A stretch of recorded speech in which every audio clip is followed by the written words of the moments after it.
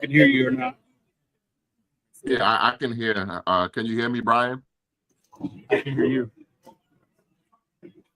Let me know when we're good to go, Mike. Let me know when we're live. Is that let them know when live? What happened? Yeah, we're live. Tell me, we're live. All right. This is Matt from Brunch Boxing, and I'm here with junior middleweight contender Brian Mendoza. He's going to be on the 328 card, PBC pay-per-view on Prime. He's going up against Yoenis Tellez. How you doing today, Brian? I'm doing great, man. Thanks for having me.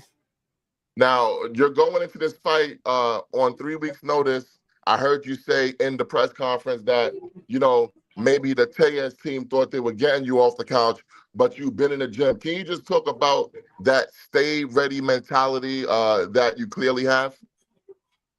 Yeah, it's just I love what I do. I'm living my dream, so why would I not be in the gym? What am I gonna do? Sit at home, be on the PlayStation or something? It's just what I love to do, So and I love to learn. I don't go to the gym just to sweat, just to work out, kind of do nothing. And that's just kind of what plays into it. And then I built my career off this. I took the Jason Rosario fight on 9 days' notice, and that's the fight that put me on the stage, put me on this platform, and kind of showed the world who I was. So I've been here before, I've done it, and I believe I'm even more ready for this one. So I'm just ready to do it once again.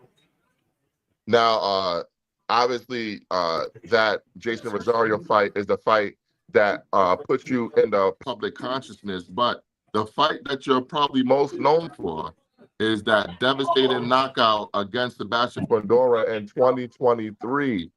Can you just take me back to that moment when you landed that shot, and did you know it was over after you landed that shot? You have to stay calm. When you drop people that get kind of overexcited and then or try to go for the knockout after if the opponent does get up, you kind of just waste all your energy. You kind of adrenaline dump, and I have too much experience in the game. So when I put him down, I kind of wait a second. I don't think he's getting up, but the way he sat up, kind of, it seemed like he was kind of trying to gather himself. But after like got to like 5, 6, I just knew he wasn't getting up. He was already shaking his head no, and that's the moment when I was like, you confirmed it. Up until then, I have my walk-off knockouts and stuff because I expect them to get up. You guys can get up. I can keep swinging on you, and it kind of doesn't change anything for me. So outside of that, you stay calm. But I had a feeling that I put everything into that last shot. Now, you went on to fight Tim Tszyu and Sergey Bohachuk. You were kind of quiet in 2024. I know you were supposed to have a fight out there in Albuquerque, New Mexico that fell apart for reasons out of your control. How frustrating has it been for you to stay busy in recent years? Extremely.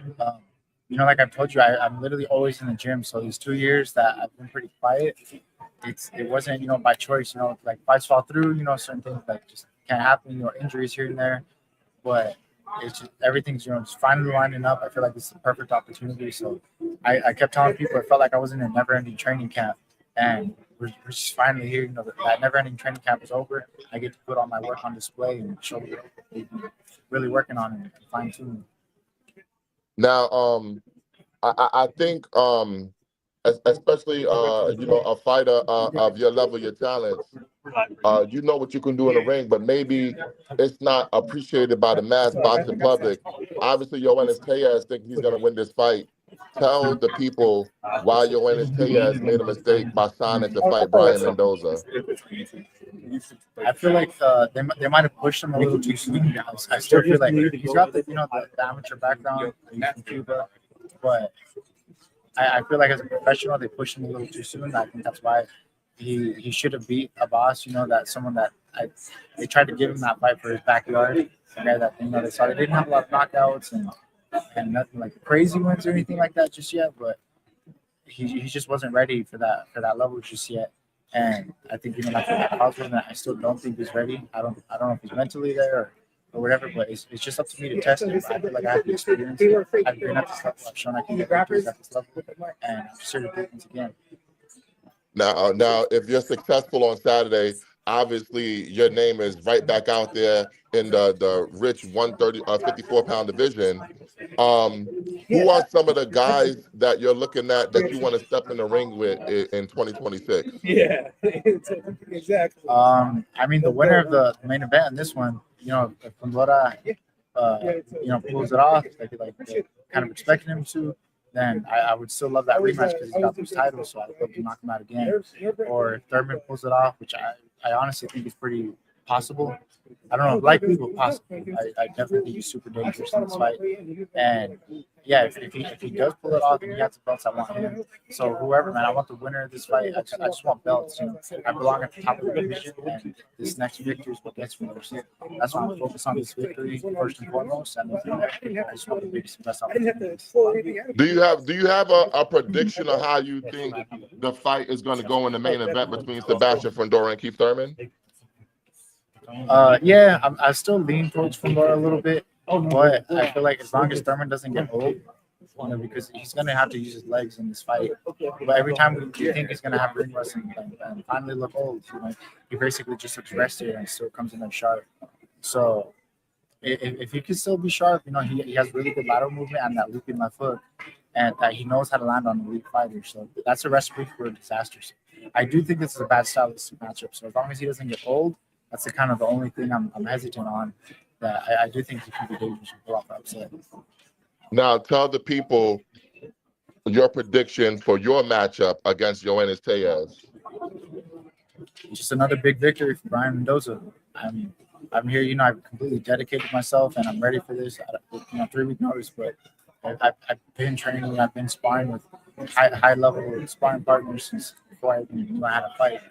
So we're just completely ready for this, and I do kind of see a stoppage, but we're ready to win the decision as well. We're ready for any way I gotta win. I win.